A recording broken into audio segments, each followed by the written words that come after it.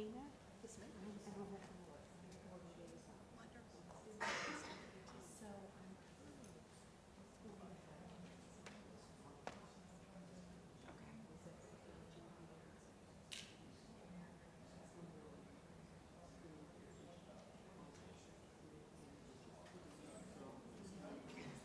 Yeah, yeah.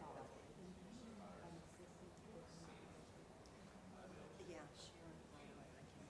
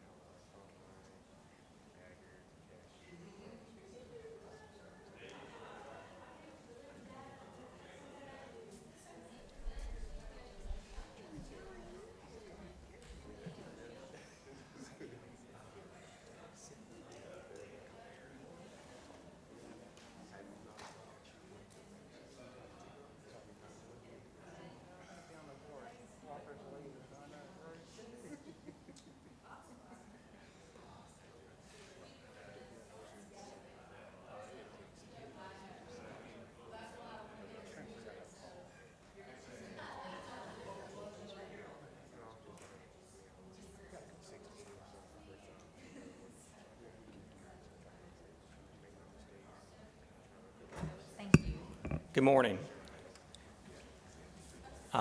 Welcome to the Escambia Children's Trust Board of Directors meeting. My name is David Peden. I'm the finance chair, but we are missing our chairperson and our vice chair today. So I'll do my best to get us through the meeting. If I could, just to remind everyone to turn off their cell phones and put them on silent. If you would like to make a public comments, please complete the form on the table to the left of the podium. Once complete, please turn it on, turn it into staff and at the front table. At this time, if we can get Ms. Ellis to do the roll call. Judge Harris? Here. Stephanie White? Here. Commissioner May? Walter Sox? Here. Mr. Leonard? Here. Dr. Northup? Mr. Peden? Here. Ms. Hightower? And Ms. Woods? All right, at this time, if you would please join me in the Pledge of Allegiance. I pledge allegiance to the flag of the United States of America and to the republic for which it stands, one nation, under God, indivisible, with liberty and justice for all. Thank you. Our first item of approval is the agenda today. Do I have a motion to approve? So moved. Second. Is there any discussion? All in favor? Aye. Aye. Any opposed? And now the approval of the minutes. So moved. Second. Is there any discussion? All in favor? Aye. Aye. Those opposed? Motion carries. And the treasurer's report. In your packet, you'll see the treasurer's report giving our key indicators for their budget. Everything is in order and up to date. If there's any questions on it, please feel free to ask. If not, we will accept them as presented without objection. Okay.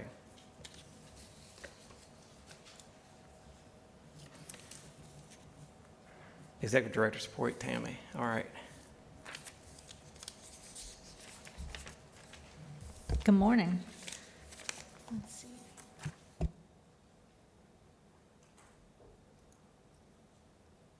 This is what I get. I was making notes.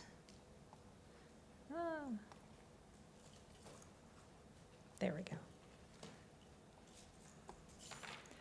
So it'll be a quick report. Before I get started on the report, I did want to point out that thanks to Mike and Rick, you have a sheet in front of you that has a list of all of the grants that have been awarded by you all, by the Children's Trust to date. And it has the indicators that each of those different programs is addressing out to the side. We just thought it might be helpful for you to see the different indicators that we're actually addressing through the different programs that are funded. It is very small. Is it possible to use a smaller font? I was just about to say. I'm sure my we magnifying glass considered- could get there. We considered a 6-point font, but we thought, no, we'll give you 8. But that is mostly to remind you that in the absence of a magnifying glass, we will put it on the website. So just consider that a reminder to look elsewhere. So some other highlights, the mental health RFP deadline was July 26th. We received 16 applications. One did not meet the technical review. They were proposing simply to buy buses, and so that didn't meet the requirements of the RFP. So the 15 that did meet eligibility have been forwarded to the Grant Review Committee. So that is in process, and I'll have some detail later about what those dates are. We also held stakeholder dialogue strategic planning session, and that went really well. We had, I believe, 25 people there. I'm looking at Tammy. We had 25 people there, and I sent you all the list of the folks who attended, so we'll be getting the results of that from ID Group within the next couple of weeks. But some really great information came out of that. It moved very quickly, but we covered a lot of ground. No change on the status of the gubernatorial appointments, but we did get the official resignation letter from Pastor Wesley. So we now have officially 9 members on the board, so that changes quorum, which will be important as we enter into the trim process. I did want to tell you that I found out that it's not running a few years behind. There are some board members who are still waiting to be appointed. They have served since 2014, and they're still serving. So they have to be reappointed for all of the sessions that they have already served, and then they're also up for renewal. So we may be in for a little bit of a wait on those. But fortunately, we still have Dr. Northup. He just wasn't able to make it today. Then the grants accountant, we have begun interviews for that position. We may be opening the pool back again. It is hard to fill any of those fiscal positions, so we're working on that. Grant accountants are like unicorns, it appears, so fund accounting is not fun. Then finally, on my recent highlights, I am super happy to introduce you all to Michael Moore. Michael? And so he has already hit the ground running. He has, well, Mike, do you want to, I hate to put you on the spot, do you want to tell him a little bit about what you've already started working on?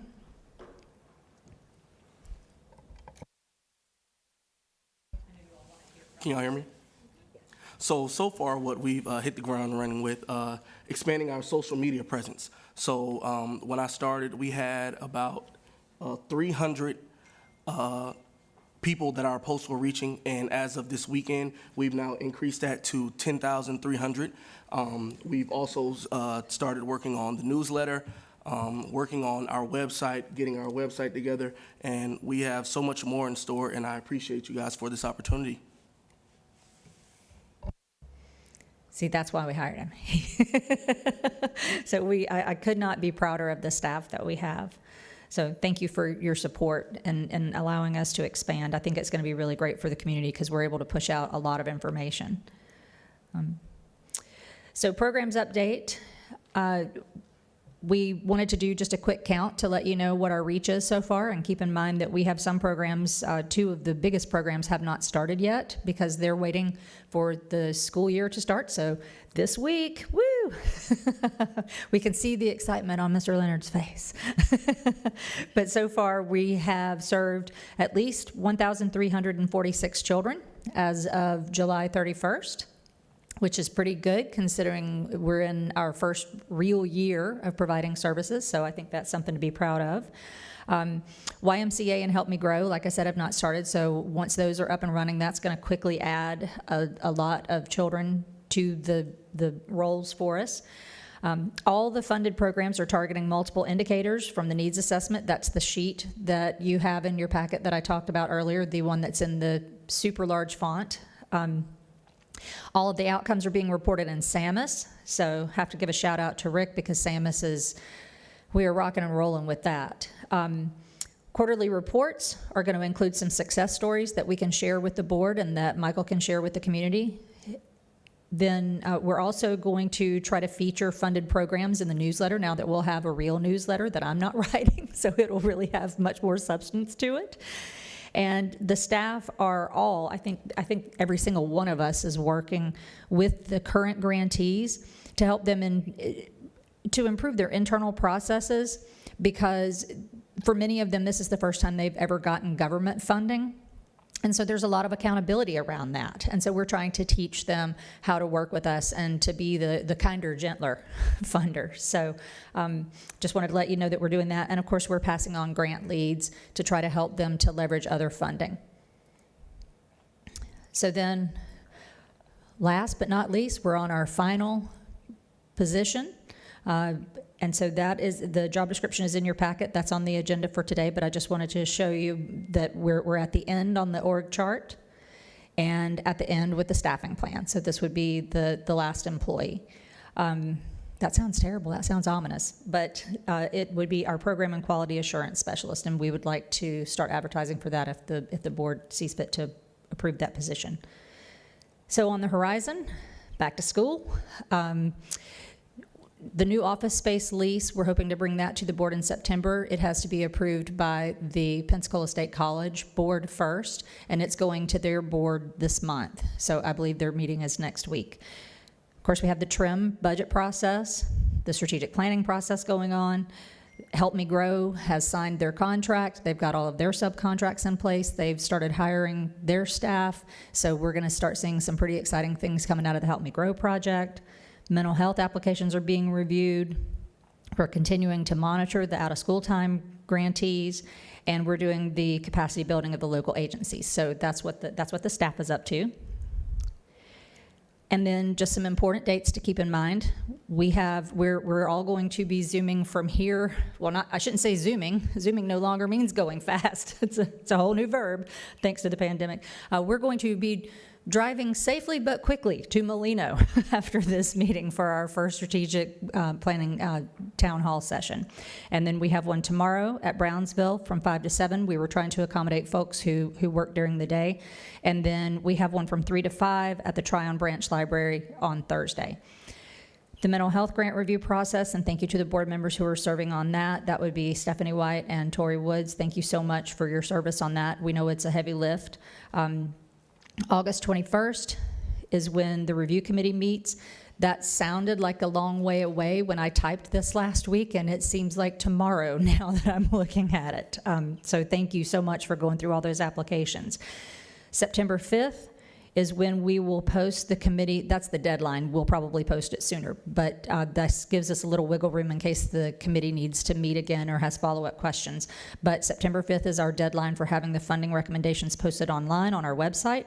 And then September 12th is the ECT board meeting, at which time it will be up before the full board to either approve or not approve the applications that are recommended by the committee. And of course, that's also a TRIM hearing date. So that's it. Tammy, quick question. Why do we post the funding recommendations before it becomes to the board? Just for public record, so that everybody can see what was recommended. It's just part of the standard process with government funding. That the recommendations are posted before they go to the board? Yes, sir, because it's all public record through the entire process. Right, yeah, I understand that, but Yeah, it's just recommendations. There's absolutely no guarantee that those will be funded, but they can see what the scores were. so that's by statute that we need to post that before you bring it to the board? It's not by statute, it's just best practice. Because otherwise what would happen is every single one of those organizations would then submit a public records request to see the recommendations. So it's just easier for us to post it online. Okay. So, any other questions? Okay. Thank you all. Can I just mention on the dates to remember, the Finance Committee that's currently showed on August 29th, we backed that up to August 24th at 10. That's going to be on the very back page of your agenda. And then, let's see, the strategic planning at the Tryon branch is at 3.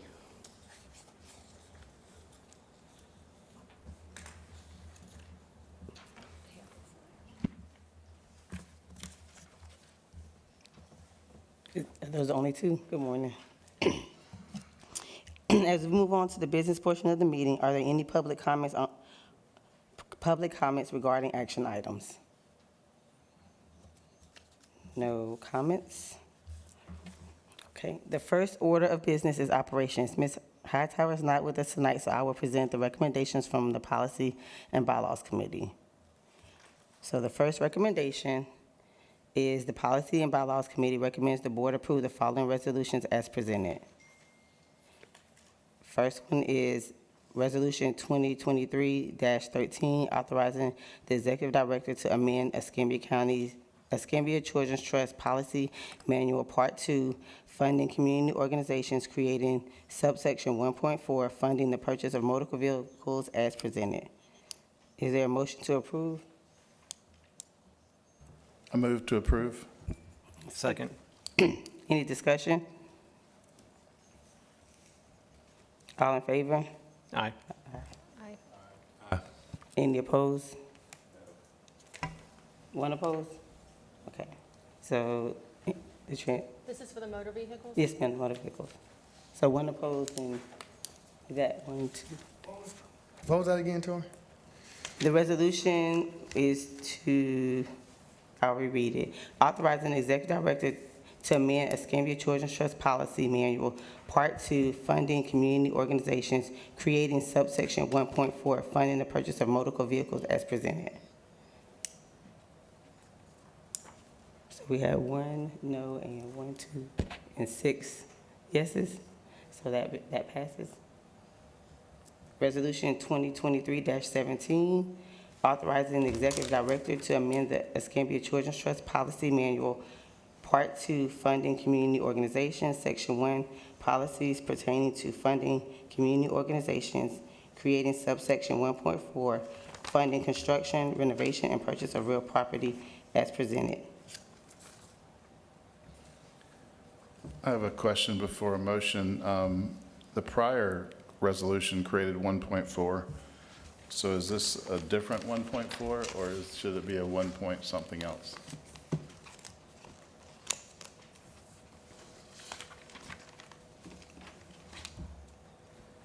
Yeah.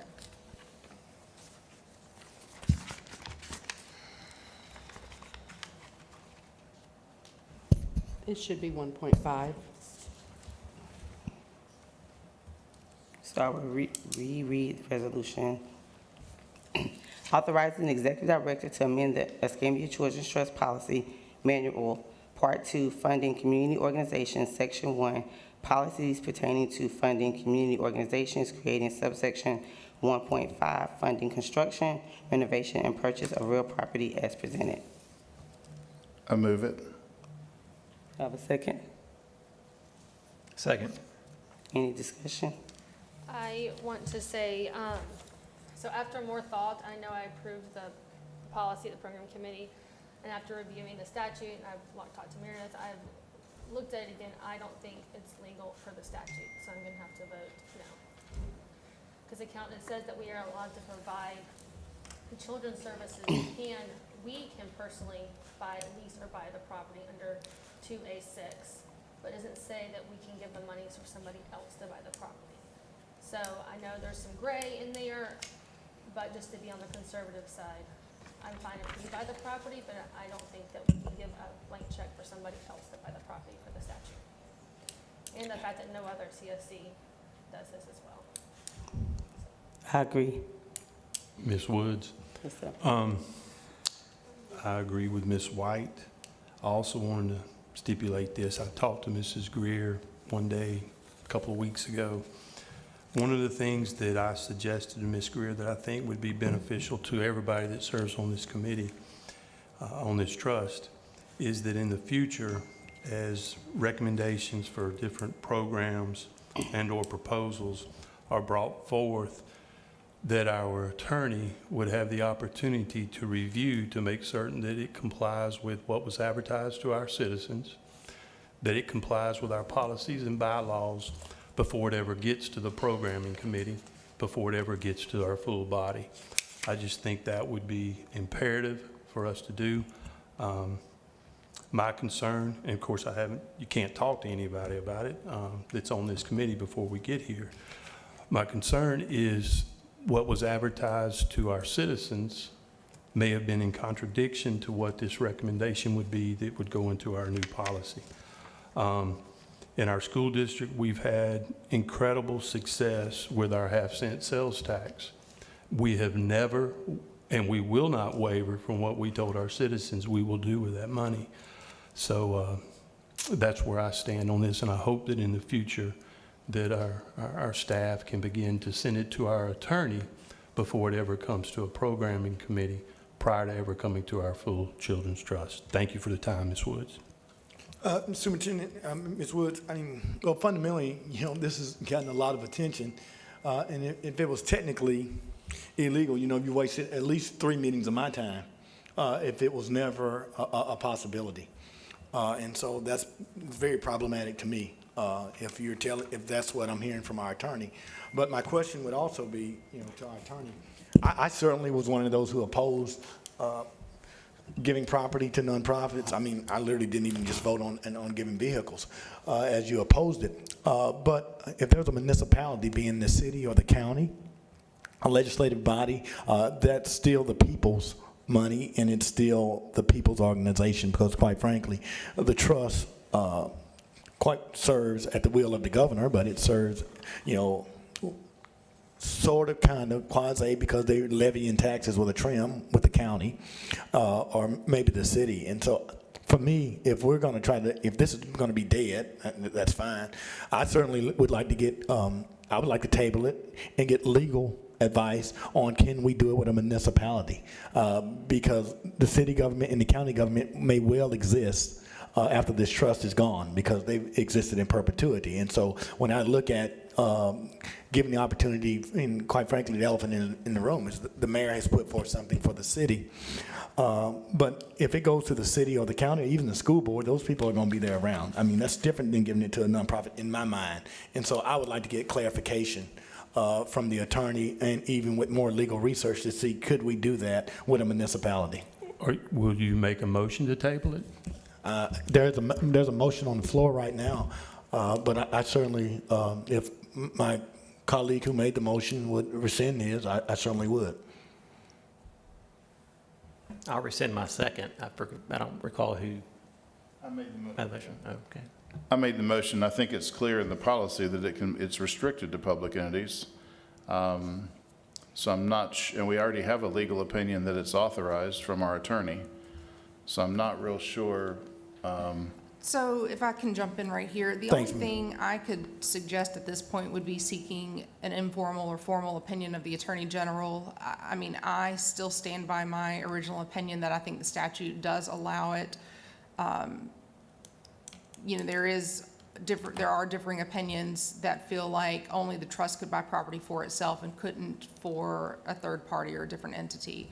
I don't think that's clear in the statute, but outside of an Attorney General opinion on the topic, I mean, I've researched the legislative history. I've looked through, Westlaw for any cases citing the statute. I've looked for other Attorney General opinions on the topic. There really is no other information, so you just have to look to the plain language of the statute, and that language is being interpreted differently by different lawyers.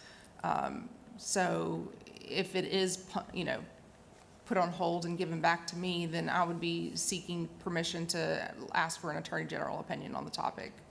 And I think that's a wise decision. From the clear language in the law, it is not prohibited. And if it was supposed to be prohibited, obviously the law would have been written that way. So I'm hoping that an Attorney General will give us that clarity, Attorney General's opinion. So I'll withdraw my motion on the idea that it be moved to another opinion. Thanks, Walt, and I appreciate it, and I may remind this board that we did not fund people for buildings because we thought it was adversarial to the statute. We just made that decision. I mean, we took in countless amounts of grant applications that were recommended to be funded for buildings. And so now we come to the point that we say, oh, it's against the law. Well, you know what? We were going to break the law in multiple ways because we had multiple recommendations that were recommended when people were going to do purchases and renovations of property. So we certainly need to get a clarification of that, because those were recommendations on the first funding source when we decided not to fund those organizations. And the argument was not because it was not a part of the statute. So I will make a motion, Superintendent, that we send it back to legal to get an Attorney General report. And, from my position, I would like to get clarification on municipal bodies being the city and the county and the school board. I mean, Keith, I certainly oppose giving it to a nonprofit because we can't ensure them to exist in perpetuity. But we do know that our governments are going to be here long after all of us are gone. I agree.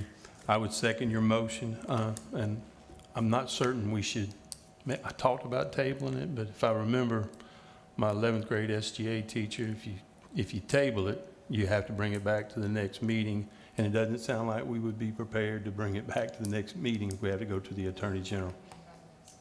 Yeah, so I agree with Commissioner. I mean, I could amend that motion to whenever legal has it prepared to bring back for discussion, we bring it back. Can we also ask that the legal minds not just look at from a statutory perspective, but also as to what we informed our citizens how we would expend our money that was collected? You good with that, Commissioner May? Me and you saying from the same page. Okay, thank you. All right, yeah. I mean, I got a lot I want to say we promised the citizens. Yes, sir. And so if we can adhere to everything that we promised the citizens, I'd be a happy camper on this end of the fence. I'll second his motion then. Madam Chair, may I add something just for clarification? We did not receive any applications previously regarding the purchase of any property. We only received applications regarding renovations of property, and that's why the board in January had this special meeting to address renovations. So the only thing that has been addressed in policy is with regard to renovations of property. And at that point, there was discussion about who owned the property that would be renovated, and that's where this started. So just wanted to make that point of clarification. Oh, if that's in response to what I said, certainly you. it said renovations or purchase, and it was all in one line, so it wasn't delineated, so it was all there. So that's why that statement was made, so if that was a point of clarification. But that motion still stands. We have a second. Any discussion? All in favor? Aye. Any opposed? So we are tabling that, not tabling. No. We are what? Return it to the attorney. Yeah, we moved to send it back to the attorney for further discussion. Okay. So, For further discussion or for an attorney general opinion? Attorney AGO. General. Resolution 2023-18, authorizing executive director to amend Escambia Children's Trust Policy Manual, Part 2, funding community organizations, amending subsection 2 point, it should be 2 point, what did you say? 2. Yeah, 2.4, non-competitive funding to community organizations as presented. Is there a motion to approve?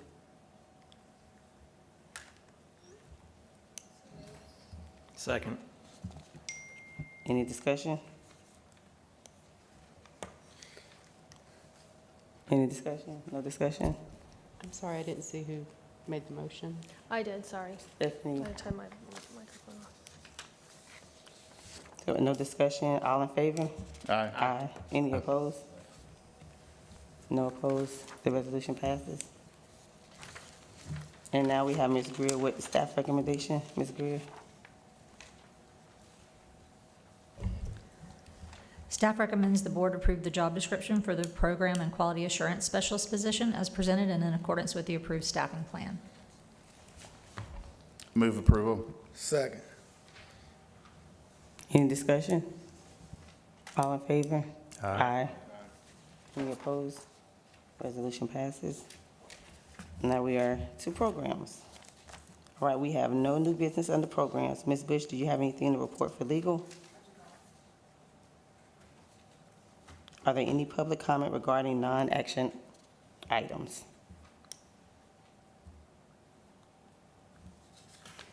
No public comment. Any comments from the board? Madam Chair, I've got something. Yes, sir. Can we go back to Keith's comment about letting the attorney review before, do we need to discuss that and get maybe a policy or maybe something in place that we have When I talked to Mrs. Greer about this, I interjected that I did not believe that would need a policy, that is simply a procedure, and that I think as a board, we could instruct our staff to make certain that is a procedure that they would follow prior to any information coming to our program committee, or anything that needs to have legal review for a programming committee or any of our committees. And then it would be imperative that had occurred before it ever got to the Children's Trust Board. So, Ms. Greer, I believe that is a procedure. If you disagree, I think this would be a good time for us to all talk about it. But I think that would be beneficial to all of those of us that serve on the trust. I'd like to defer to legal as to whether or not that needs a policy or if it's a procedure. So it doesn't necessarily have to go in the policy manual. It can be a standing procedure, but it wouldn't hurt, on the other hand, if, you know, in the funding of outside agencies section of the policy manual, if you want the first step to include, you know, legal review as part of the technical review, then that can be written into the policy. And I'm willing to accept that as a member of this trust. I've seen the wheels of government and how long it takes to be able to get things done. If we would have assurance that here moving forward, until we can get a policy created, that we would know that that's what our staff would do, I'd be very comfortable with that. Absolutely, yes, sir. I'm actually more comfortable with that, too. Okay. So, thank you. Thank you. And so on another, I had a discussion with Ms. Greer after our last meeting, and I think our board gets put in difficult positions at times because things at the beginning do not get stopped. And then it makes its way to the board, and then before you know it, we have a day like today, where something we spent a lot of time on gets kicked. And I see two things coming up in our future. One, I think the Pensacola State College deal, sole source online training can be done by New Hampshire State University. So I don't see how that's sole source. That's number one. Number two, you mentioned the charter school at Warrenton Middle about buying uniforms and something else. But I just don't think that's in our purview with a private charter entity. So I don't want to get down that road either and be put in an awkward position to be discussing these issues. And we can't discuss it, but we can't, outside of meetings, speak to each other. So I don't know how the other folks feel on this board, but I sometimes feel like it's whack-a-mole, that each month there's something different that we're putting out a fire, and it's not a very good position to be in. I agree. May I respond? Sure. Part of that is, one, because we're new, and we don't have set policies and history as to what we're going to fund. And so I go off of what our colleagues, what our sister programs have funded. So, because if they've funded it, then it would appear that we could also fund it.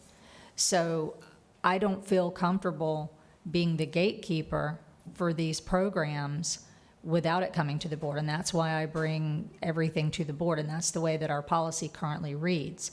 So if you all want to put some restrictions around what comes to the board, I would very much appreciate those guardrails being in place. If you all could specify what you absolutely won't consider, what you would consider, because the way our policies are written right now is if someone sends us a proposal, if it appears to be eligible for funding, and mind you, if others have funded it and then we say no and we don't have a policy that says no, I'm not an attorney, but I would think that they would be able to make a stink about that. So let's use charter schools or even the college as an example. Colleges have been funded by other children's services councils across the state. So, you know, I don't know the mechanism under which they did that. They have different policies. Charter schools have been funded. Charter Schools USA has actually been funded by other children's services councils. So I'm trying to be very careful, and I want to make sure that the board gets all this information. And part of this, I really do believe, is just because we're new and we're trying to figure this out. And so I would ask that we give ourselves a little bit of grace for that. But if you do want to tighten that, please don't put all that on me, because I don't want to be the one that says, no, I don't think that PSC is the sole source. I don't want to put the agency in that position. Quick question. You mentioned bring it to the board. Isn't today's procedure to bring it to the program committee first, and then the program committee makes that determination? Yes, sir. So it might not ever come to the board if the program committee stands up and says that's not something that the Children's Services Council is interested in, right? So doesn't sound to me like it's on you. It sounds like it's on that program committee to make that decision. Am I understanding current process correctly? Yes, David, sir. are you asking for something different than that? No, I just think we've had, I can name 3 occasions that we've been through this, and I see more coming, and so I'm concerned about it. David, I mean, the reality of it, I mean, you know, we can't micromanage and manage the day-to-day. I mean, we're increasing staff. I mean, our job is, as you just said, to be a policy board. And if you find people recommending that you just get it to the board, then it becomes problematic. And so, i.e., let's just take the flavor of the month is Warrenton Middle School. Okay, and so if they can sole source, let me just tell you, there's a whole line of charter schools that will line up. And so, to me, we have to be careful on the precedent that we set. And so, I would agree, we got to get it vetted at staff and get it vetted at the policy committee, even to make sure that if they don't meet the criteria, I mean, politically, it has to be stopped at the staff level. And then if they make it to the policy committee, then the policy committee has to stop it if it's met all of, I guess, the legal criteria. The program committee. And then we stop it at the program committee before it gets to the board, because I agree with you, once it gets to this point, it's difficult and it's very political. So I see where you're going, David, so I support where you're going.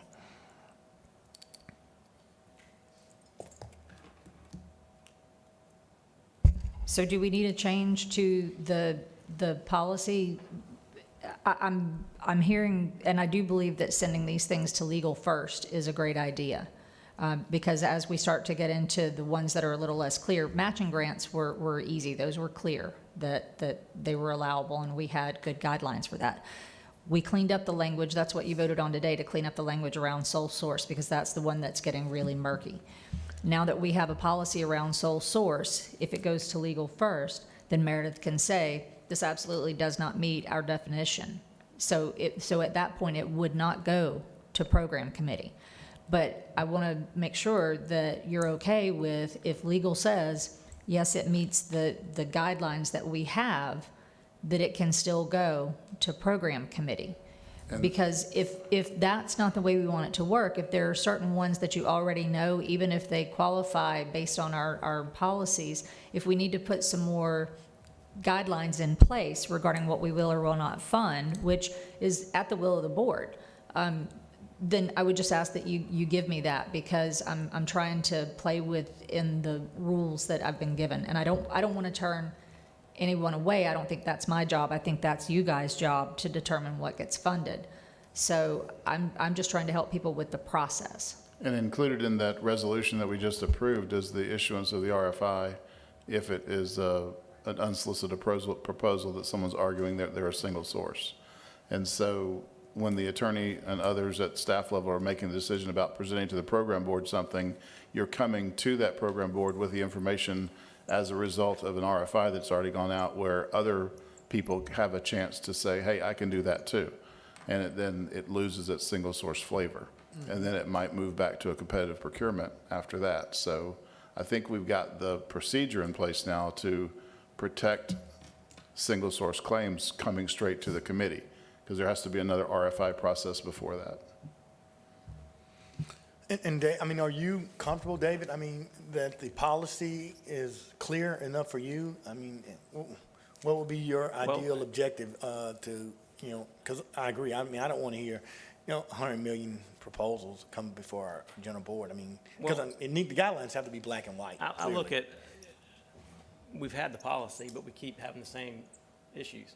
So Okay. how do you navigate that? I look at Rick Harper at Triumph.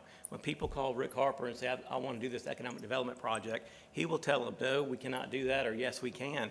And you've used the word Switzerland before, but I think that you have a little more, we rely on you to be that voice and that gatekeeper to tell people. And if you tell them no, we have public forum and they can come here and address the whole board. I mean, that's an option, but even before going to the programs committee, I just think that we are new, we are learning as we go, but it is it's a pattern that I'd like to see end, and I don't know the best way to tackle that, but I do think you as the director can't be Switzerland. You have to tell them, I've looked at our guidelines, and it's my opinion, this is not going to work for us.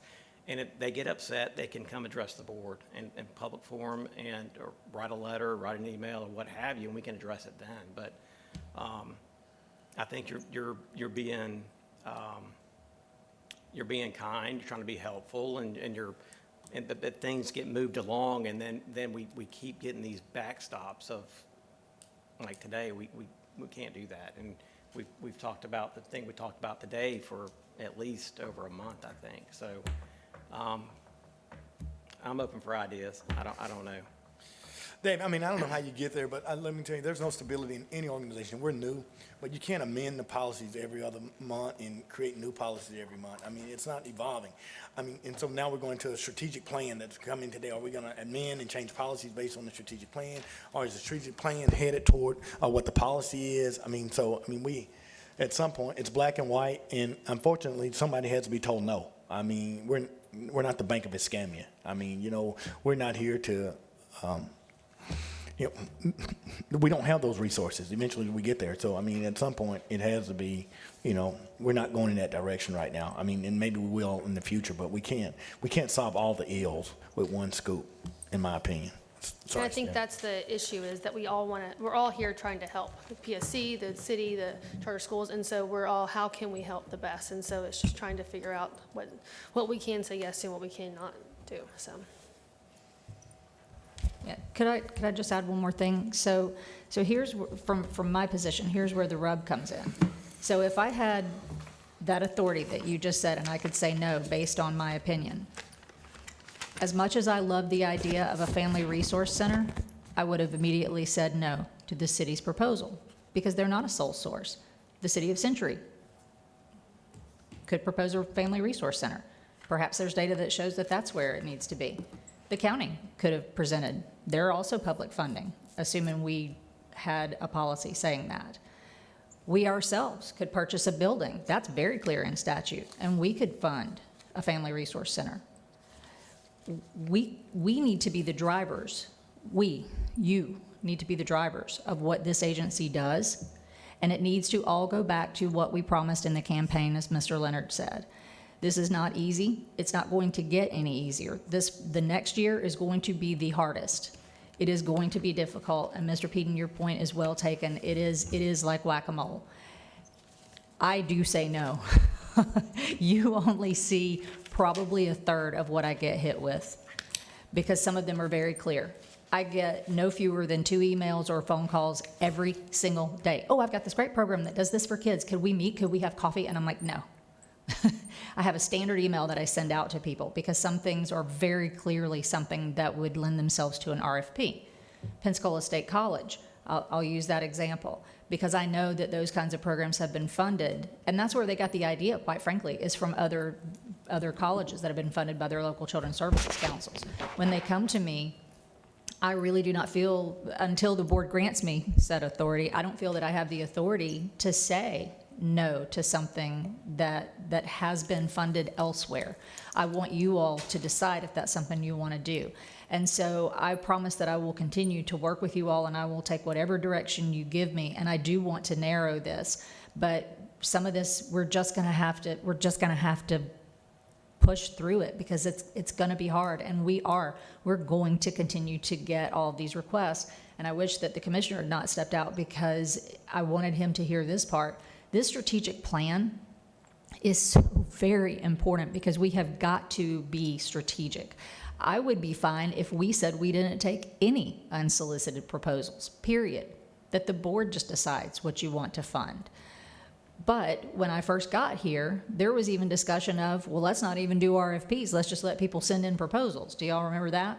So I'm trying to find that happy medium of being able to get some of the innovative things that are pushed by emerging community needs with what's in the strategic plan and what we see as important. And so I really do hope that the strategic plan will help us to focus, and by us, I really mean you all, to say, here are our priorities, here's what we want to put the money towards, and then if you want to allocate a little bit of money for some of the unsolicited stuff, you can. But if during the strategic planning process, you say absolutely, you know what, we're going to allocate the money these ways, and there is no unobligated money, That would solve all this. But I need that to come from you all. I can't do that. I don't have the authority to do that. So, I'm so sorry that it is such a crazy wild ride right now. I know it is. It's a lot, and we have asked a lot of this board as we try to pull these policies together and clean things up. Tammy, I think, when high-level people at the city tell me that you were in many meetings, good with that, 2 meetings, okay, that you were on board, yes, we can do this. When people at the sheriff's department back then said, your director told us we can do this, they met with us and told us we can do this. When Studer Community Institute, same scenario. And so it's like a pattern of the feedback is, Tammy is telling us to apply for this. Tammy's telling us how to do this. And then we get into meetings and Tammy says, well, maybe we can't do this. And to the board, what I'm hearing is 2 different things. And I don't know if the other board members are engaged or they hear feedback, but that's the feedback I hear. And so it makes it problematic when we're trying to make decisions and we get different information. And so, do you disagree with those, with the sheriffs and the city, the folks, what you implied in those meetings? Absolutely. I had council go with me to the second meeting.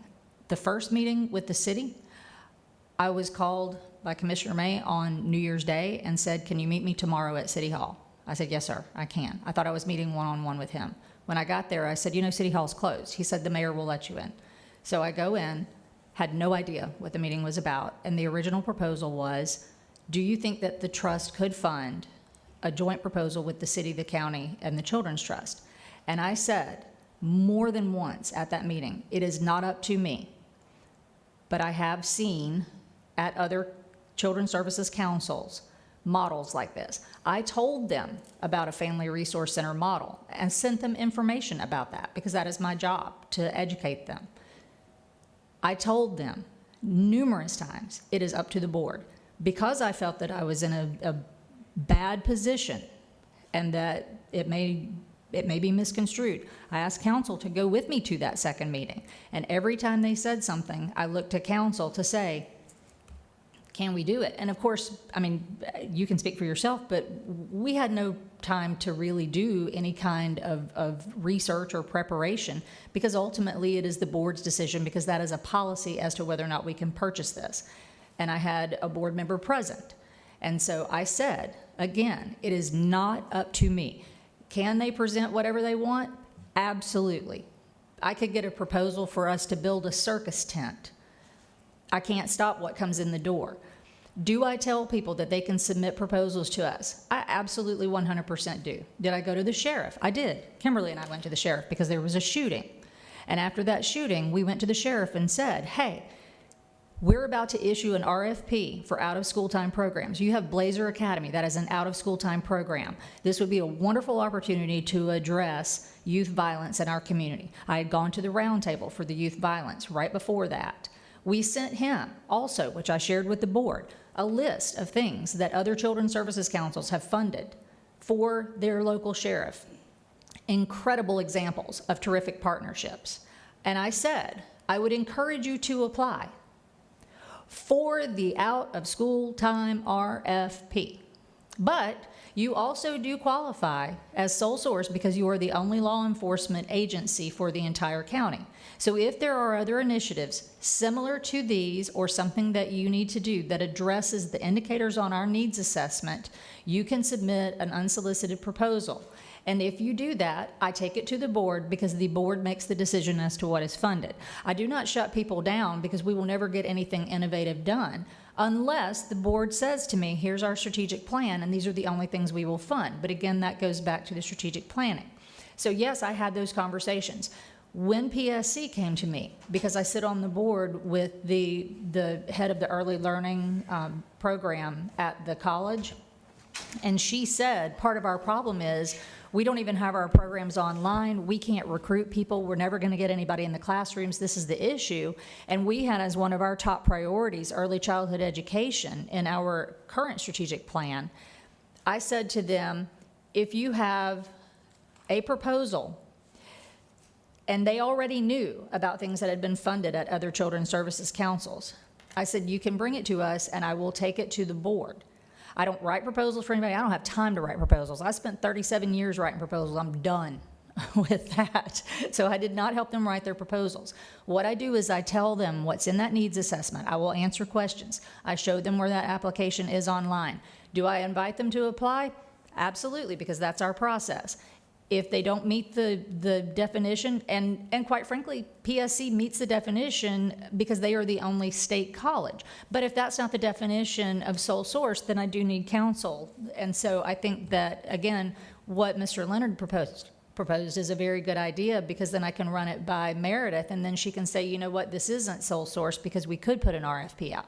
I also think that the RFI process that you all just voted in is going to be incredibly helpful. And so I apologize for not having the foresight to see that we needed to do it this way. You know, please forgive me. I just need a little bit of grace, because I'm trying to learn a lot of this as we go along too, because we're different. We're different than the other CSCs. And so we're gonna get there. I promise we're gonna get there. So those are the ones, and I do, but I'm not out there saying, oh gosh, please send us applications, because I don't have time for that. We're trying to work with the ones we've already got funded. So, but thank you so much for pointing that out and for letting me know what you're hearing and giving me the opportunity to respond. I really do appreciate that. I just had one other thing, Ms. Woods. And I try to break things down in their most simplest matter. So I've known the mayor for a long time. It was when he was a beat reporter for the News Journal, and I was teaching and coaching, something many days I wish I was back doing. But I think if I was in the position that he's in, and early on when I had first made the proposal, and if I had had the opportunity for it to go to legal and made certain that they had looked at all the different aspects of what our programs must meet prior to coming to the program committee, what had been advertised to our citizens, what our bylaws and policies currently stated at the time of the proposal. He very well, and I can't speak for him, I'm just speaking for myself, if I had made that proposal, I would be able to look and say, you know what, this purchase of property may be wishy-washy, so let me just swap what the city's going to fund and what I'm going to request to the Children's Trust. To me, that's what a collaborative relationship looks like between whether it be a governmental entity or a nonprofit entity, and it's all about just telling people the truth and what we think we'll be able to do. That's why a week and a half, 2 weeks ago when I talked to Mrs. Greer, I just thought it would be a good procedure for it to go that route. So that's, I know we've ended up having a longer conversation, but it's a very worthy conversation that we've had. So thank you, Ms. Woods. And so I just had to do a radio interview about a book bag giveaway that I'm headed. So I want to get clarification if there was something as it relates to setting up a meeting. I was invited to the meeting just as Tammy was, and quite frankly, the buck could have stopped there if it was not a good recommendation. And so I believed in it, and I'll be candid. There was no indication by staff that was in the meeting that this was not a good idea. Quite frankly, it was said by staff that it's a great idea to bring children pediatrics, community center, and holistically bring all of that together in a one-stop shop, and that it would be a model. That's exactly what was said, and that was exactly what was recommended by staff. If that was not anything that could be remotely possible, it should have been advised at that time. And I certainly still don't believe that it's not remotely possible. I think that it is possible, and I do think that it's a good concept. But so for the record, Lumen May has never set a meeting, because I don't even set meetings. I do attend meetings. I mean, anybody that knows me knows that I've never set a meeting. I will attend a meeting. But certainly the position that I take, you know, I don't back up when it becomes a political hot potato. It was still said there in that meeting that it was a good idea by staff. And, you know, quite frankly, I still think that it would be a great collaboration between the city and the county. And I don't think that, you know, nonprofits who have moving pieces that might not be in existence should be those who take property. I mean, at the end of the day, all these tax dollars belong to the citizens. This trust belongs to the citizens. And quite frankly, if this trust doesn't do what it's supposed to do, and if it's not effective, the trust won't be around. But I guarantee you the city and the county will be around. You know, Keith, the half-cent sales tax, and I was on the Watchdog Committee with Admiral Booth and Alvin Wingate for about 15 years. It stays around because you do what you say that you're gonna do. I don't need anybody else to tell me what was promised to the citizens. We know what was promised to the citizens. All you need to do is go pull the collateral material, go pull all the advertising, and pull all the town hall meetings. And quite frankly, in my opinion, this is an idea to go help those who need help the most. And in my humble opinion, there's more work there to be done in the children that really need it. You know, I mean, I can just tell you, there's a lot of work that needs to be done in the community. So if there's any question as it relates to Lumen, I'm happy to answer. And Commissioner, you're absolutely 100% right. I do completely agree that a family resource center is a great idea. I cannot speak to what the board will or will not fund, and I was clear about that. Absolutely. And so, you know, and Commissioner, you and I have talked, and I do think that family resource centers are a great idea. Do we need to give money to another entity? You know, we're talking about a policy, and then there will be a separate discussion about the city's proposal. Those are all board decisions. I don't have any skin in the game. I mean, hey, if you give a third of our annual budget to one entity to buy a building with no metrics, that makes our jobs way easier.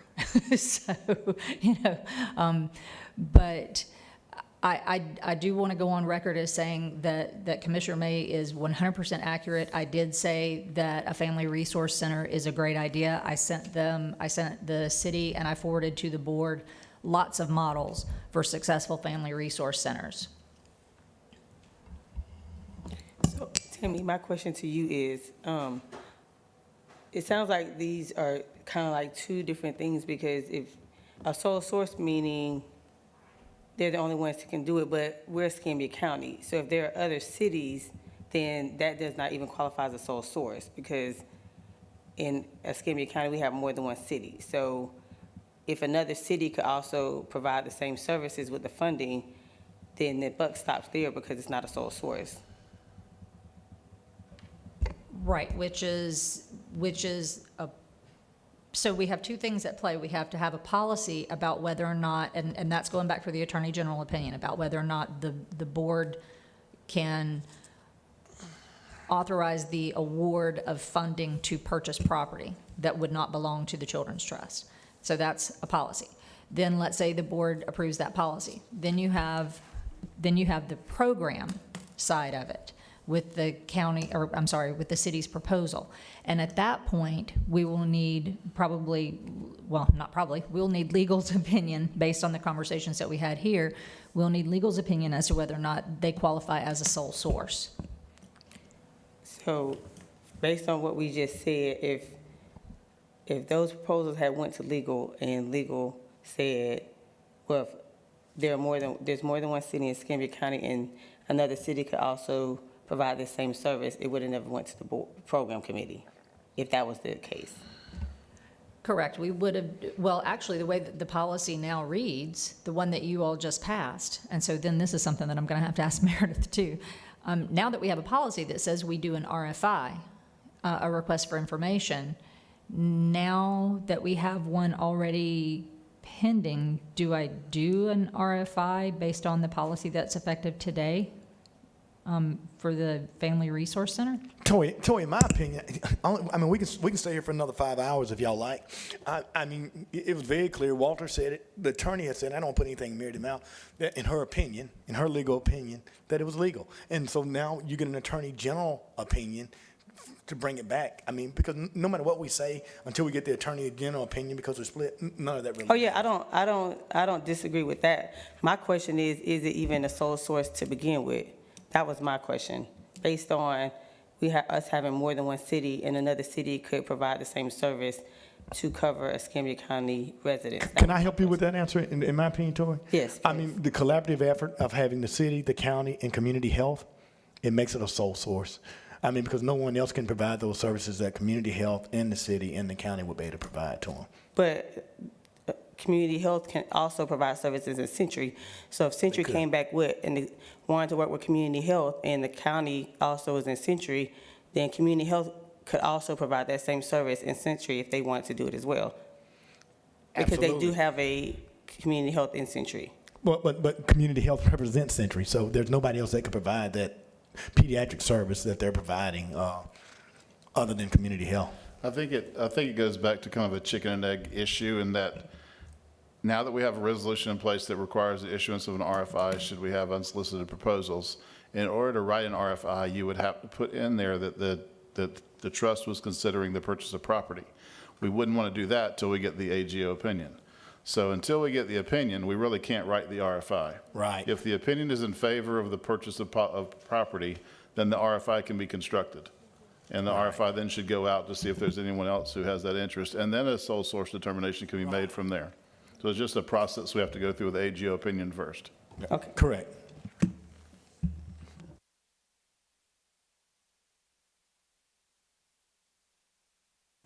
Ms. Woods, I have a comment I need to make. Yes. I apologize. I put a letter over there, but you may not have it moved in front of David, so, and I gave one to our executive director. Today will be my last board meeting. Our leadership at DCF has made a decision to modify or change the role of my position and asked me to find another position by the end of August. So I'll be turning over this authority to Tina Kane, who's in the audience today. Tina, stand up and say hi. Hi, Tina. Tina is our Director for Child Protection for the Northwest region. She's a Escambia County resident and senior leader at DCF. And I'll be happy to turn over my responsibilities to her. You'll find her contributing greatly to your team. And I do appreciate the time here. I do have a challenge for each of you. When I went to the hotel last night, the young lady who checked me in, they always ask the question when you're here in Pensacola, are you here for pleasure or business? That's just a touristy kind of a thing to say. And so I said, I'm here for business. She says, oh, well, what, are you got a long meeting, a short meeting? And I told her all about the trust. And the look of amazement on her face about what this trust does for children was just wonderful. So I challenge each of you to talk about the trust. I don't think our community knows enough about what we do and how we do it. And I think when you are messaging the mission of this trust, it is positive, it is inspiring, it's a wonderful thing to talk about, and we can't talk about it enough. So I challenge you all to do that in your daily routines. Talk about the trust to get the word out. And thank you all. Yes, we would definitely miss your expert opinion and resources. You'll come back one more time so you have another going away. Thank you, Walter. We really are going to miss you. Welcome, Tina. You got some big shoes to fill, but I'm sure you'll do a great job. Any other discussion? If none, thank you for your time and attention. Please see the dates to remember on the last page of the agenda for some very important meetings. This meeting is adjourned at 10:10 a.m. Thank you.